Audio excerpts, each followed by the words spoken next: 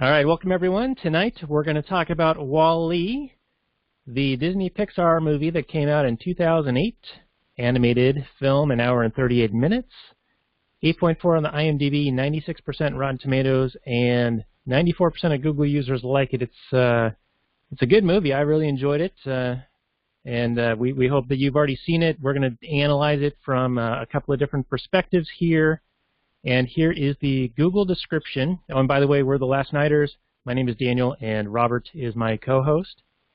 And the Google description is, Wall-E, short for Waste Allocation Load Lifter Earth Class, is the last robot left on Earth. He spends his days tidying up the planet, one piece of garbage at a time. But during 700 years, Wall-E has developed a personality, and he's more than a little lonely. Then he spots Eve, and it's a sleek and shapely probe sent back to Earth on a scanning mission. Smitten, Wall-E embarks on his greatest adventure yet when he follows Eve across the galaxy. Came out in June 27, 2008, director Andrew Stanton, and made $500 million at the box office. $500 million. That's a pretty good return. I feel like a movie like that would probably make a whole lot more these days. This is like the height of Pixar's power before it's kind of been watered down with, I don't know, Disney's latest offerings, although I've heard good things about Coco and other stuff like that, but they've also released a bunch of kind of more mediocre movies lately.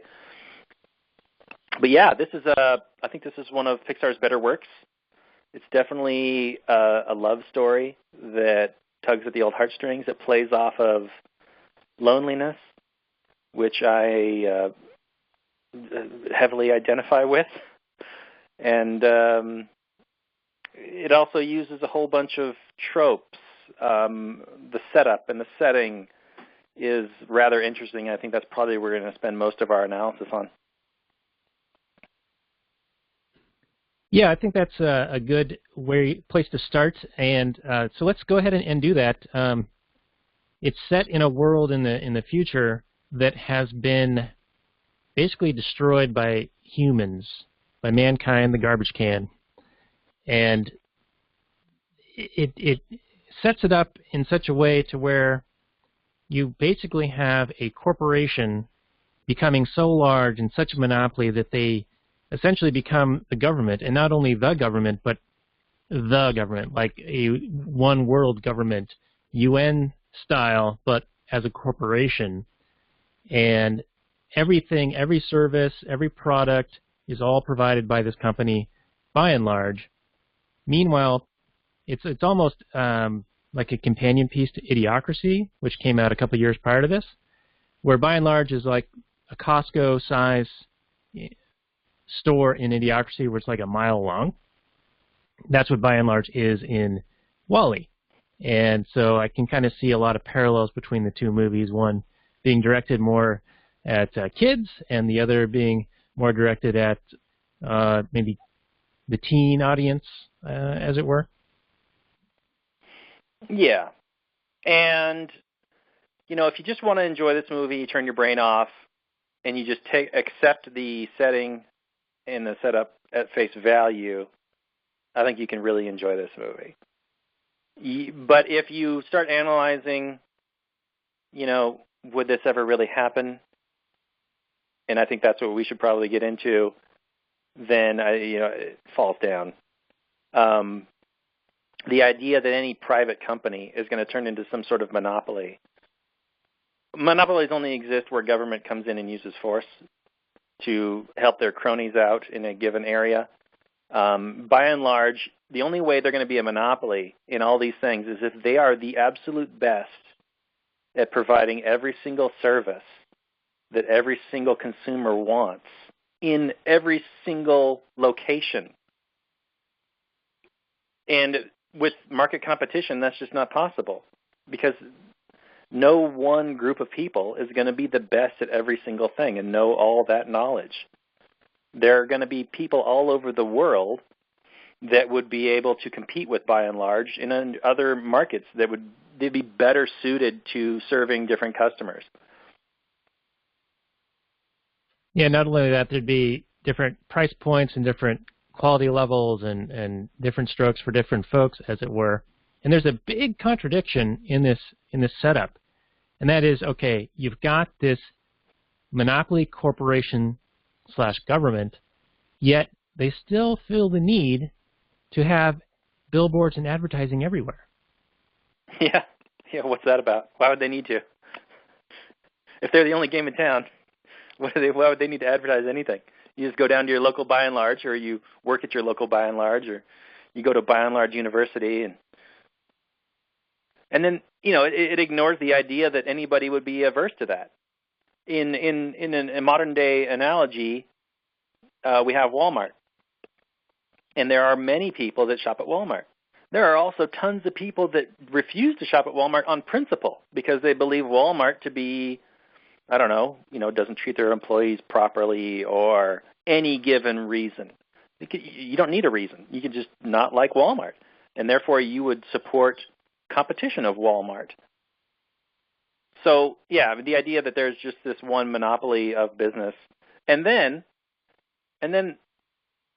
this monopoly of business would somehow be the world's biggest polluter, and nobody would care? Nobody would care that their environment's being destroyed? I mean, they don't specifically come out and say that By and Large is this one responsible for all this garbage everywhere. But they are making the claim that either people are incompetent or unable to deal with all the garbage, right? So either By and Large is producing all the garbage, and people are unable to stop it. Like, well, I don't like the way the By and Large is doing all this business, but I can only shop at By and Large and only support By and Large because nobody else exists. So there's either there's some sort of force involved that's preventing other people from opening up a competing business that is environmentally friendly, or they just the whole idea of all this garbage, either people just don't care about it or they just don't care about it, which seems weird because then they get in a spaceship and leave the planet because it's so polluted. Of course, people would care about the pollution. Right, and then By and Large has their solution, which is all of these WALL-E robots going around collecting the garbage and trying to clean it, clean up the environment, put everything into cubes, and then stack the cubes everywhere. Right. So there's a solution put into place, but yeah, you're right. None of this makes sense economically. Now, like you said, if you put aside all of these, how realistic is this? Even from a theoretical standpoint, it's not realistic at all. But if you put that aside, it is a very endearing story. And so let's talk about that a little bit, the emotional angle. How many tears got jerked in this? And we'll give it a little bit of a rating once we talk about this point for a little bit. All right. So, yeah, at the heart of this movie is the lonely Wall-E, who has been, hundreds of years just doing his job, and he's developed this kind of personality. And he sees this, sleek, white, insanely violent robot, nonsensically violent. So, yeah, let's talk about that for real quick. So when he first sees Eve, she's on this search. Yes, Daniel. She's on this search mission for life, okay? She's searching for life. She goes to a planet. She sees something move. What's her first instinct? To shoot it. Not to see if it's alive first? Wouldn't you want to see if it's alive first? It makes no sense. But, so he meets her. They kind of develop a relationship. He kind of helps her search for life. She finds out what she's looking for. She's looking for a plant. He finds a plant. She puts it inside her, and she gets back in the rocket ship, and she takes off.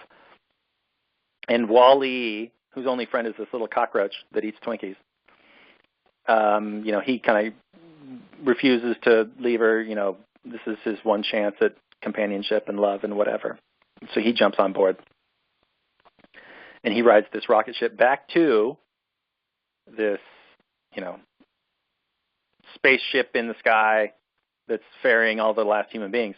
But yeah, the love story is very, I don't know, it's just very heartfelt. He plays old movies for her. He reads old movies, he watches old movies, and he imitates the dancers. And he does all these little human characteristics of people that are longing for intimacy and companionship. And yeah, it was very effective in my case.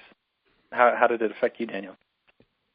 Yeah, they were definitely working that angle of trying to make him seem like this very lonely and sad robot who's just seeking companionship, and he sees Hello Dolly, that's the movie, and records the music and the scene where they're holding hands, and then throughout the film, he's constantly like, ooh, I want to hold Eve's hand, but now's not the right time, or he tries to, or she's like in her incubation state where she's waiting to be picked up by the rocket, etc. And of course, at the end of the movie, they finally are holding hands. That's what sparks him back to life, because he loses his personality when he's nearly destroyed and then rebuilt by Eve. And spoilers, everyone. I mean, I assume you've seen this. You're coming to us for analysis of a movie that you have seen yourself. But it is very much an emotional, heartstring-tugging movie in that love story concept. And we sort of talked about how the theoretical world in which this is set in really doesn't work economically. It couldn't possibly exist. And so we'll move on to that in the next kind of section or category. But I'm going to give this a very high number of tears jerked. We'll say it's out of 10. I'm going to go, this is probably a 9 tears jerked. Like, I welled up a little bit, and I'm a fairly emotionless person. Just ask my wife. But I feel it in this movie. So how many tears did this jerk out of you? So this is a 9 where you kind of, sort of, slightly welled up. This is a movie that would be like an 8 or a 9 for me, where I'm just bawling. My eyes would be red, tears would be streaming down my face. Not every time I've seen the movie, because I've seen it maybe multiple times. But when I get emotional in a movie, I am crying full on, full stop, just all out. So yeah, I would say this is like an 8 for me on the cry meter. Number of tears jerked. So yeah, really, really strong emotional story for me. All right. Well, and this just goes to show that value is subjective, really. I mean, my 9 is like I sort of welled up, and your 8 is like bawling tears. So it certainly does come down to the individual on the, what's that called, a marginal utility scale in economic terms. That's right, my ordinal preference. Indeed. All right, so let's move on to the next little area, and I want to key off on one of the things that you had said, where the human population is just polluting this planet, and there's like 1 million satellites surrounding it, like blocking out the sun. And why wouldn't anyone care? Like, they cared enough to get on this cruise ship to leave across the galaxy, but they didn't care enough to have an alternative provider of services and goods. They didn't care enough to worry about whether the world was being destroyed with pollution and all the plant life and all the animal life. This extinction level event had occurred. And then when they're on the cruise ship, generations and generations go by, and they have all of their needs catered to. They're in these hover chairs, and they even show a progression of the captains of the ship. And every generation of the captain gets like fatter and more blobbier looking, and it's that de-evolution that sort of happened in Idiocracy. And I read a little bit about the background on this, and I guess Andrew Stanton, when he was developing concepts for this, he really wanted to make the humans so devolved that you didn't even recognize them anymore. They were just like green gelatinous blobs that maybe had eyes or ears or something like that. But then he ended up making them more like just large children. And it brings to mind the whole, well, wouldn't anyone care that they're physically incapable of doing anything? Wouldn't anyone care that they feel terrible and that they're like 500 pounds? wouldn't anyone want to be in shape? Why is everyone in this like utopian conformity? Why does nobody care about anything at all other than the telescreen in front of them and anything that they desire just being brought to their hover chair? Yeah, this to me, this plays at the essential ignorance of the average environmentalist of economics and human desire. They assume that, well, they value these things. They value a clean environment, but they don't trust everybody else to value a clean environment. Like the market, all it does is try to serve value to people. So if people value a clean environment, there will be somebody out there trying to clean up the environment going, look at me, clean up the environment. Will you give me some money?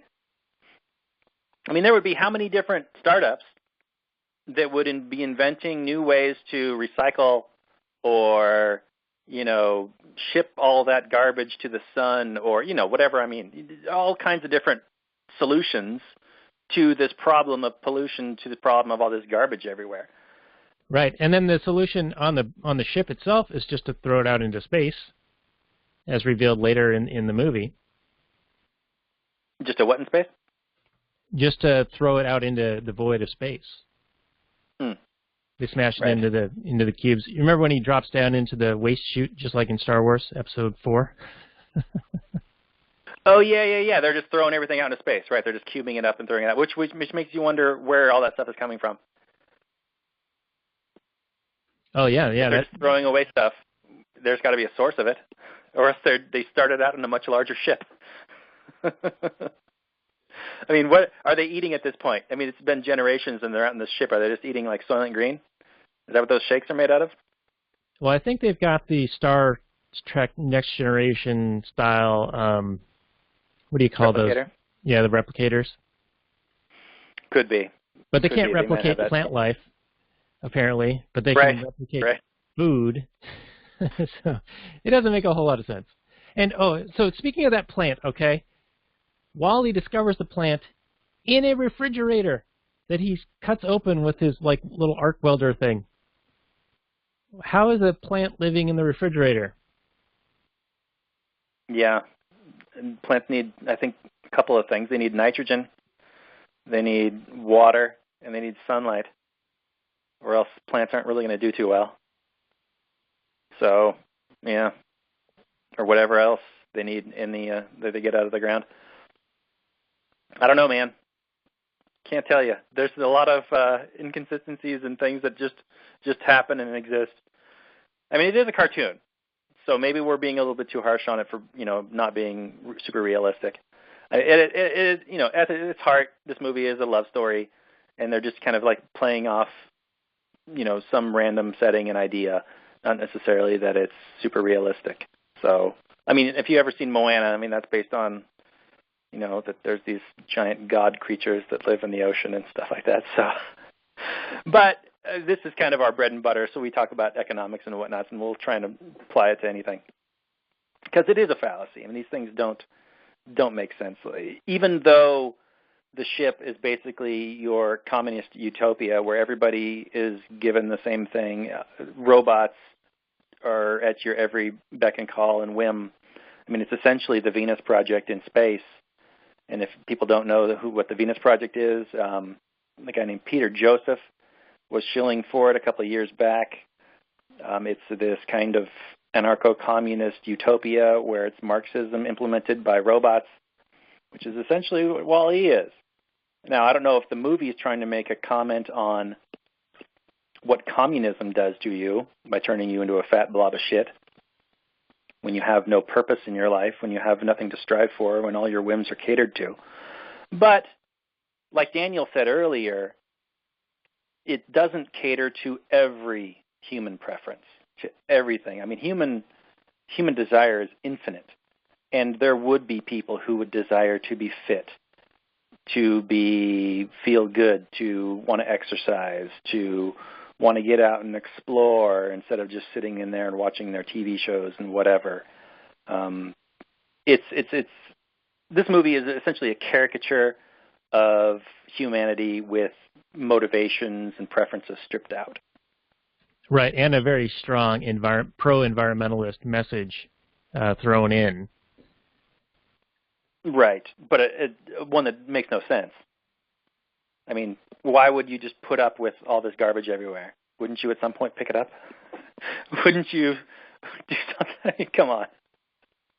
It doesn't make any sense. Now, the movie does, when they come back to Earth, then we get a montage of them getting thin again, because, then they actually have to work and do things. I don't know why their robots aren't doing all the farming for them. But that didn't really make a whole lot of sense to me. Like, they got all these robots at their every beck and call on the ship, but then they come back to Earth and they're like, well, get back to working now, I guess. Well, you still have technology to do some work for you. You could get thin in other ways. Is the movie trying to make a point that robots waiting on you is bad? Like, technology is bad? I'm not exactly sure what they're trying to say. Yeah, that's actually a good point to jump off of, because there is a point where they do have robots and computerized systems servicing every single one of their needs. And I'll pose a question to you. At what point, because some of these robots become sentient, right, like WALL-E, there's some other rogue robots that are put into almost a psych ward of sorts that WALL-E inadvertently allows them to escape from. But at what point are they, now having sentience, doing these jobs against their will?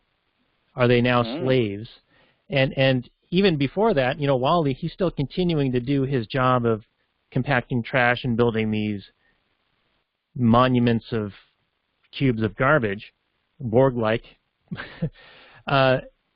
Even though he's the chief sentience, he's still choosing to do it. I guess for him, he doesn't have anything else to do. He's so lonely, he'll just keep on keeping on and scavenge, other broken down WALL-Es to continue doing whatever he's doing, because there's really no other option. Right? For Yeah, him. he was a grave robber of other WALL-Es to keep himself alive. Well, before I answer that, I want to mention just the idea of technology being bad. I mean, you hear that a lot in today's society, that people bemoan the ever-present connectedness to technology that everybody has and how it's everywhere and everywhere. Technology allows you to not be digging in the ditch. Technology allows you to have your goals getting taken care of, your preferences taken care of, your needs being met. I mean, it used to be that women would spend all day in the kitchen because they had to, in order to cook a meal and wash the clothes, because they had to do it on like a washboard. I mean, what a time-saving device was a washing machine or a dishwasher or a microwave. These things are time-saving devices that allow you to do other things that you would rather be doing. So the idea that we're like slaves to technology is really rather ridiculous. Technology serves us. Now, maybe when AI comes in and we're pressing all these robots into slavery, which happened in The Matrix and in this movie, which is an excellent question, Daniel, and something I hadn't thought of. If you watch The Animatrix, which is the backstory to The Matrix, there's a whole story about how the robots gain sentience, but then they're pressed into service by the cruel humans, and then it's like their emancipation, and then they come back, and then they end up dominating the humans, and then you get into The Matrix. Are they being pressed into slavery? Well, they're not being given wages. That certainly seems true. There doesn't seem to be any kind of currency on board this ship, other than perhaps maybe electricity. But that doesn't seem to be like any kind of currency they could spend. That's just what keeps them going. So they're being fed and housed, which is essentially slavery. They don't seem to have any kind of choice in what they do. Like, they've got your cleaner bot, and you got your emergency bots and your chaser bots and your robot police bots and that sort of thing. So they all seem to have some sort of a job, But yeah, they don't seem to have any kind of freedom of any kind. Are they slaves? Can you create a slave? It's a good question. I think if something determines that it's sentient and it has its own autonomy, I think if you further enslave it, then yeah, I think you are a slave lord. Yeah, I mean, this might become a relevant situation in real life in the next, coming decades here. I don't know. I mean, depending on how soon AI type singularity and sentience is achievable and possible. Right. I mean, right now we create our own sentient creatures by giving birth to them. And, until they're complete, fully autonomous sentient creatures that are capable of looking after themselves, we kind of keep them in a sort of slavery type situation where you feed them, you clothe them, they basically do what you tell them to do, essentially. You've met my kids, right? Well, your kid's got a good independent spirit, and I think you're raising them excellently. But in a general sense, you could kind of equate the family life to some sort of a slave situation where you got a sentient person taking care of a not quite fully sentient person. But when that person declares their independence and their sentience and their full autonomy, you say, okay, my job is done. And now you are a full adult, and you are free to take care of yourself, right? So when robots do that, are you not under the same obligation to say, okay, you're free now. You do what you want. Yeah, so long as you don't become our robot overlords. Right. In Skynet. You're not like Skynet-style murder machines. I think you're under a certain kind of obligation, aren't you? To not be a slave lord? Well, I mean, they would, I guess, sort of acquire natural rights at a certain point, and so it would be a negative right, not a positive obligation. Right. They would have their own negative rights, which would mean for you not to be a slave lord over them. Not that you have necessarily you have a obligation not to aggress against them. Yes, but that is still not a positive right. It's not a positive obligation. It's not that you need to provide them with something or do something to them for their benefit. You need to not do something to them. Right, which is meaning you would have an obligation. Another word of saying that is to say that you have an obligation to not be an aggressor. Right. I mean, the terms get a little fuzzy because technically speaking, you don't have any positive obligations. You only have for lack of a better term, and to reuse the term, an obligation to not interfere with someone else, to not initiate aggression against them, to not intentionally use force or threats of force or defraud them. And that's really all you got to do. Right. I mean, we could argue, if you build a robot and you build it out of parts, and you bought these parts and you own these parts, and then it gains sentience, do you still own it, or does it now own itself? I would argue the minute it declares its own autonomy, and the fact that it claims sentience, and it can identify itself in a mirror, and it can have a conversation with you, and it can grow and learn, and everything else that a sentient creature can do, that you no longer own that thing. You no longer own that assembly of parts that you put together. All right, so conversely, I'll throw the question back at you. What about the chubby babies in the hover chairs? And they've sort of lost that autonomy and the individuality and the ability to make cognitive decisions or recognize themselves in a mirror. Do they now? Well, yeah, I mean, they clearly have given up some sort of autonomy in exchange for resources, right? They have voluntarily chosen to, I'm going to be this fat blob of shit, and you're going to take care of me like a nanny would. That seems to be the trade that has been made. Now, these people were probably born into this, so they don't know any different. Yeah, and then the school, they're indoctrinated into it. It says, by and large, is your best friend, which is a good jumping off point, which we can get back to in just a moment, because I know you were about to say something else, but let's circle it back to this this concept in a moment here. Okay, I've lost my train of thought, so maybe we should just continue. All right, let's just do it now then. Let's do it now, and we gotta move it along here. All right. So in recent news, it's come to light that some people are advocating that public schools should disallow or disincentivize children into having best friends. And this woman was recently on Tucker Carlson talking about this, and it sounds like madness to me. And my comment in one of the Facebook groups that I'm in was, not only does government want to be Big Daddy government, Big Mommy government, but now your best friend.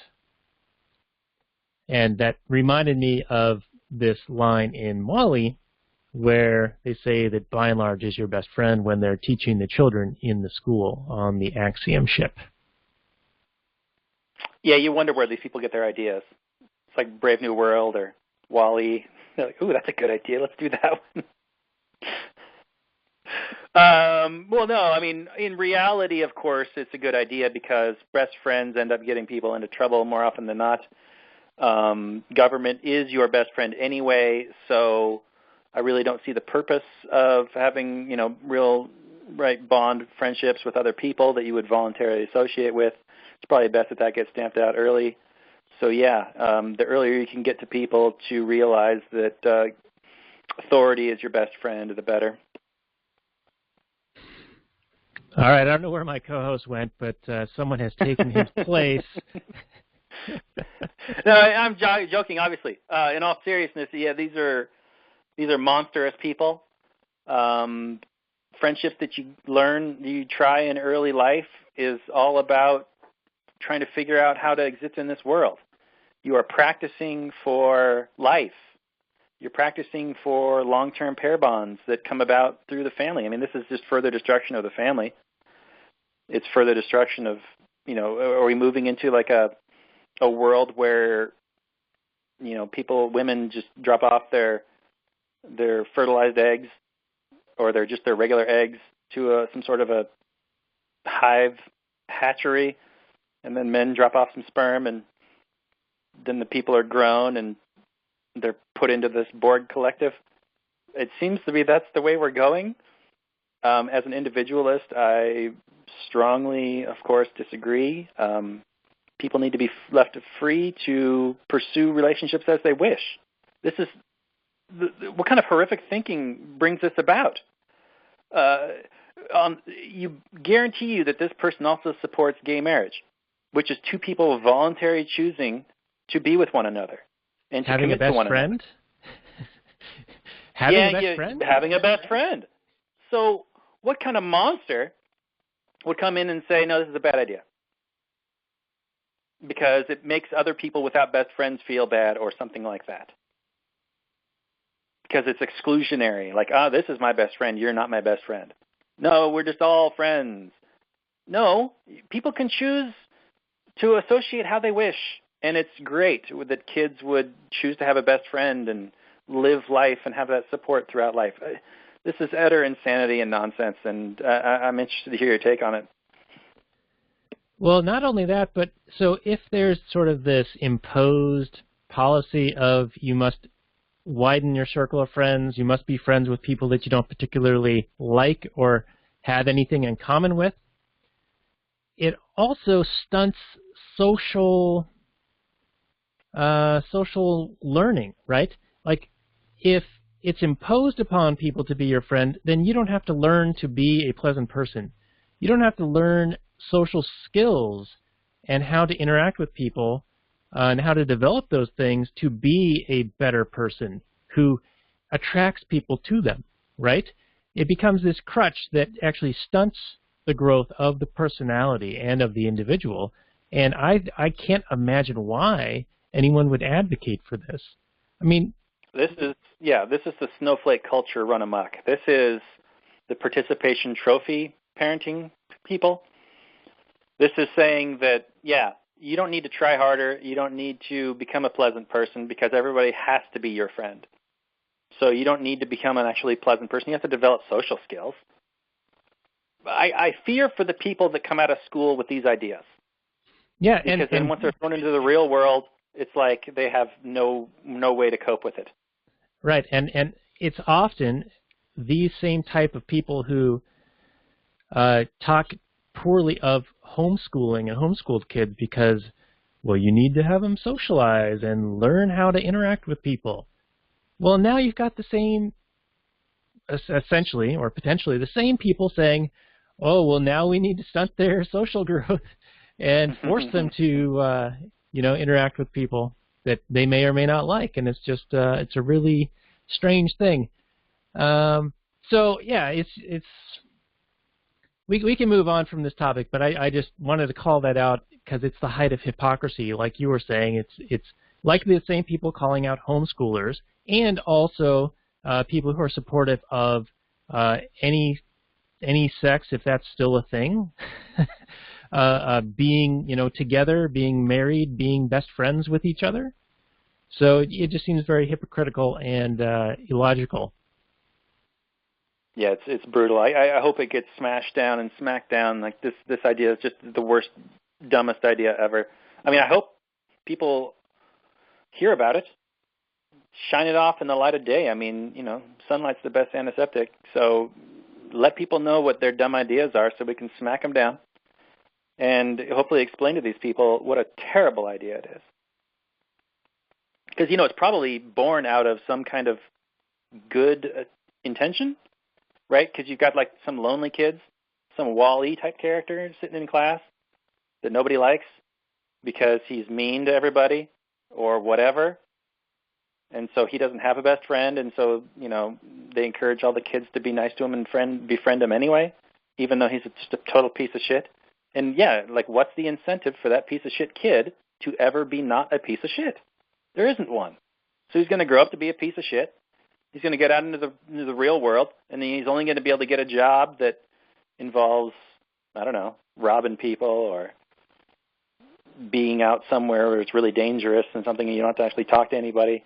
I don't know. I don't know, but it's a terrible idea, and shame on people. just shame on people. Yeah, I think it's another instance of people getting overly intellectual about something and finding a problem that's not there, and whatever solution they're trying to implement will have so many downstream effects and consequences seen and unseen that it's just an awful, awful thing that they have this conceit that they can centrally plan because they're an expert, right? Other people's voluntary choices. Millions of other people's voluntary choices and expect that the results that they desire are going to be the outcome. And it's just, it is a conceit that just ain't so. Just insane hubris. Insane idiocy. And insane in the membrane. Insane they see the light. Hopefully they see the light. Because, yeah, that's a nightmare, and hopefully this doesn't affect too many young, impressionable minds. All right, so I want to move us along because we are about 50 minutes into our episode here, maybe a little bit shorter than that. But let's start to wind this down. I wanted to ask you about some of the references to other film and other properties, quotation marks, like the Otto character is like Hal from 2001. You've got the voice of Sigourney Weaver, who did the American version of the BBC series Planet Earth, telling the captain, played by Jeff Garlin, about Planet Earth. So there's all these like interwoven call-outs to other things, nods to other things, homages, and I think that those are interesting things to talk about a little bit. Did you notice any on your side? Just that it's a very planned society. There are some movies back in the 70s and 80s, like Logan's Run, and like you said, 2001 with Hal and Otto, and other type of things where there's these kind of planned society type situations, centrally planned and whatever, and it's always some science fiction nightmare movie. where there's the main individualist type character that's trying to break out and escape from it. In Logan's Run, it's this perfectly planned society where once you turn like a certain age, I think it's like 25 or something like that, or 30 or whatever it is, and then they kill you.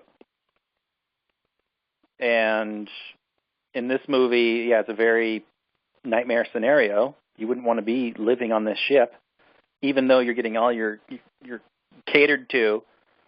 But yeah, I can't imagine that everybody's happy. I mean, there is one kind of like love story. There's a one giant fat blob guy and a one giant fat blob woman who meet when they kind of like bump into each other, and they're almost like, oh, other human beings exist on this boat. Oh, instead of just, because they'll show it's kind of a commentary on like cell phone type culture people that where they'll be sitting right next to each other, but they'll be talking to each other through the device. And I've experienced that. I've had people like in the same party, they'll be texting each other. And not necessarily because they're texting anything secretive that they wouldn't want anybody to hear, but just because that's the custom way that they're used to talking to each other. And they prefer it as opposed to, like actual face-to-face communication, like makes them uncomfortable. So, yeah, it's kind of a nightmare scenario. It's I think it has a few decent things to say about loneliness and friendship and finding love. And just, yeah, the nightmare scenario of having this sort of planned economy, so this sort of planned existence would be terrible. Yeah, I tend to agree with you. Well, hang on. Sorry, I just had one more thought. In Peter Joseph's Venus Project, that's essentially what it is. It's robots catering to each other, like I said before. And that's what this situation is here. But like I said, it doesn't account for all human desire. In Joseph's situation, he wanted to use surveys to understand what people wanted, and then having the resources, like he called it a resource-based economy, because all the resources get shared and divided among all according to everybody's needs. So what you would do is you would fill out a survey, and then the 1 pound of cheese or whatever you're allotted or whatever you want would arrive to you, served to you by like a robot drone or whatever. The problem with that is all of human desires aren't going to exist on any given survey. And as soon as you answer that survey, it's wrong. As soon as you write down a pound of cheese on that survey, well, maybe you wanted 2 pounds of cheese. Or maybe you wanted a different kind of cheese that doesn't exist because there's no market mechanism that would incentivize somebody to create that given kind of cheese.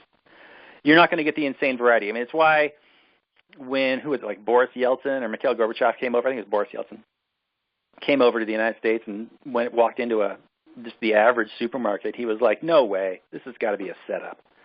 No way this exists, all this bountiful variety and all these different stuffs. In communism, we got one kind of cheese, and we got one kind of beans, and we got one kind of this and one kind of that, and we don't have a whole lot of it. In America, with all this free market activity, you have all these different desires being catered to, all these beautiful, wonderful choices to be made. And you just don't get that with a planned economy. Sorry. Yeah, Daniel? And jumping off on that point, if you're filling out a survey, not only is it out of date the moment you would submit it, because your situation might change and something else, your taste might change or something else coming in might alter what you want.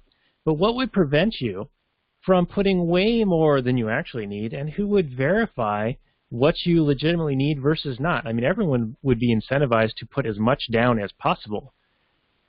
And the best quality product as possible. The one thing that's awesome about markets and prices is that there's a different price point for all kinds of different consumers. So somebody might value 2 pounds of like regular cheese over 6 ounces of this fancy kind of cheese. Everybody's just going to pick, well, I'm going to want 10 pounds of this fancy cheese. So you would run out of shortages of that. So, yeah.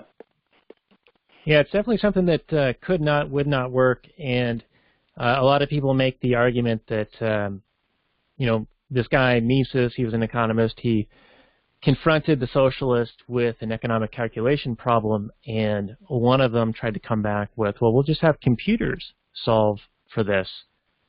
And, you know, sure, we have supercomputers that are getting better and better all the time, but even if you could even approximate the myriad of millions of interactions between voluntary choices happening constantly throughout the world, even if you could approach that level of capacity of computation, why not just let people do it? Yeah. Like, why not just use the real thing?